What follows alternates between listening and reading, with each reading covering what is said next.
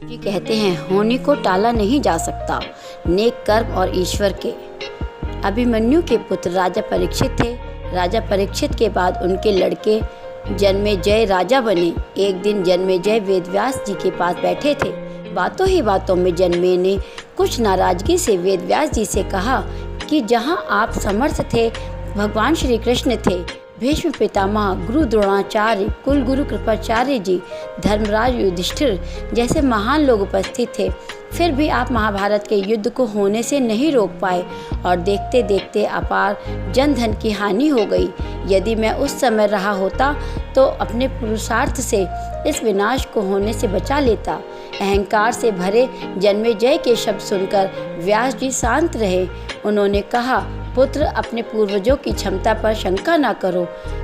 यह विधि द्वारा निश्चित था जो बदला नहीं जा सकता था। यदि ऐसा ही हो सकता तो श्री कृष्ण में ही इतनी सामर्थ्य थी कि वे युद्ध को रोक सकते थे। जन्मेजय अपनी बात पर अड़ा रहा और बोला, मैं इस सिद्धांत को नहीं मानता। आप तो भविष्यवक्ता हैं। मेरे जीवन की होने वाली किसी होनी को बताइए। मैं उसे रोक कर प्रमाणित कर दूंगा कि विधि का विधान निश्चित नहीं होता। व्यास जी ने कहा, पुत्र, यदि तू यही चाहता है तो सुन।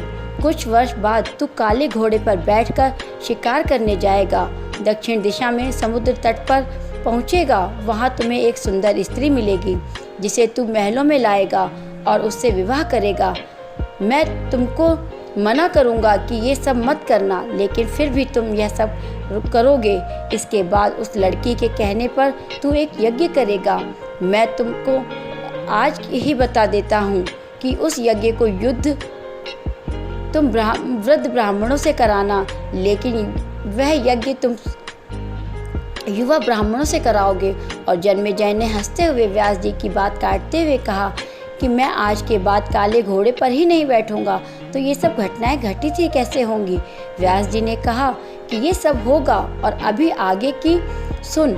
उस यज्ञ में एक ऐसी घटना घटित होगी कि तुम उस रानी के कहने पर उन युवा ब्राह्मणों को प्राण दंड दोगे, जिससे तुझे ब्रह्म हत्या का पाप लगेगा और तुझे कुष्ठ रोग होगा और वही तेरी मृत्यु का कारण बनेगा। इस घटनाक्रम को रोक सकते हो तो रोक लो। वेदव्यास जी की बात सुनकर जन्मेजय ने ऐतिहासिक वश शिकार पर जाना ही छोड़ दिया। परंतु जब होनी का समय आया तो उसे शिकार पर जाने की बलवती इच्छा हुई। उसने सोचा कि काला घोड़ा नहीं लूँगा, पर उस दिन उसे अस्तबल में काला घोड़ा ही मिला। तब उसने सोचा कि मैं दक्षिण दिशा में नहीं जाऊंगा, परंतु घोड़ा अनियंत्रित होकर दक्षिण दिशा की ओर गया और समुद्र तट पर पहुंच गया। वहां पर उसने एक सुंदर स्त्री को देखा और उस पर मोहित हुआ। जन्मेजय ने सोचा कि इसे लेकर महल में तो जाऊंगा, लेकिन शादी नहीं करूंगा। परंतु उसे महलों में लाने के बाद उसके प्यार में पड़कर उससे विवाह भी कर लिया। फिर रानी के कहने से जन्मेजय द्वारा यज्ञ भी किया गया। उस यज्ञ में युवा ब्राह्मण ही रखे गए। किसी बात पर युवा ब्राह्मण रानी पर हंसने लगी। रानी क्रोधित हो गई और रानी के कहने पर राजा जन्मेजय ने उन्हें प्राणदंड की सजा भी दे दी। फलस्वरूप उसे कोढ़ हो गया। अब जन्मेजय घबरा गया, तुरंत व्यास जी के पास पहुंचा और उनसे जीवन बचाने के लिए प्रार्थना करने लगा। वेद व्यास जी ने कहा कि एक अंतिम अवसर तेरे प्राण बचाने का और देता हूँ। मैं तुझे महाभारत में हुई घटना का श्रवण करवाऊंगा, जिसे तुझे श्रद्धा एवं विश्वास के साथ सुनना है। इससे तेरा कोढ़ मिटता जाएगा। परंतु यदि किसी भी प्रसंग पर उसे तूने अविश्वास किया तो मैं महाभारत का प्रसंग रोक दूंगा और फिर मैं भी तेरा जीवन नहीं बचा पाऊंगा।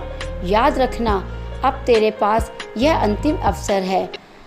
अब तक जन्मेजय की व्यास जी की बातों पर पूरा विश्वास हो चुका था, इसीलिए वह पूरी श्रद्धा और विश्वास से कथा श्रवण करने लगा।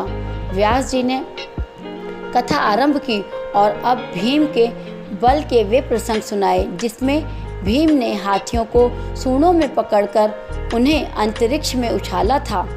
वे हाथी आज भी अंतरिक्ष में घूम रहे हैं। अब जन्मेजय अपने आप को रोक नहीं पाया और बोल उठा कि ये कैसे संभव हो सकता है, मैं नहीं मानता। व्यास जी ने कहा, भारत का प्रसंग रोक दिया और कहा कि पुत्र, मैंने तुझे कितना समझाया था कि अविश्वास मत करना, परंतु तुम अपने स्वभाव को नियंत्रित नहीं कर पाए, क्योंकि यह होनी द्वारा निश्चित था। फिर व्यास जी ने अपनी मंत्र शक्ति से आवाहन किया और वे हाथी पृथ्वी की आकर्षण शक्ति में आकर नीचे गिरने लगे। तब व्यास जी ने कहा, यह मेरी बात का प्रमाण है। जितनी मात्रा में जन्मेजय ने श्रद्धा विश्वास से कथा श्रवण की, उतनी मात्रा में वह उस कुष्ठ रोग से मुक्त हुआ, परंतु एक बिंदु रह गया और वही उसकी मृत्यु का कारण बना। पहले बनती थी तकदीरें, फिर बनते हैं शरीर। कर्म हमारे हाथ में है, लेकिन उसका फल हमारे हाथों में नहीं है। गीता के 11वें अध्याय के 33वें श्लोक में श्री कृष्ण अर्जुन से कहते हैं, उठ, खड़ा हो और अपने कार्यों द्वारा यश प्राप्त कर। यह सब तो मेरे द्वारा पहले ही मारे जा चुके हैं। तू तो केवल निमित्त बना है, होने को टाला नहीं जा सकता, लेकिन नेक कर्म व ईश्वर नाम जप से होने की प्रभाव को कम किया जा सकता है। अर्थात रोग आएंगे परंतु पीड़ा नहीं होगी। जय श्री कृष्णा।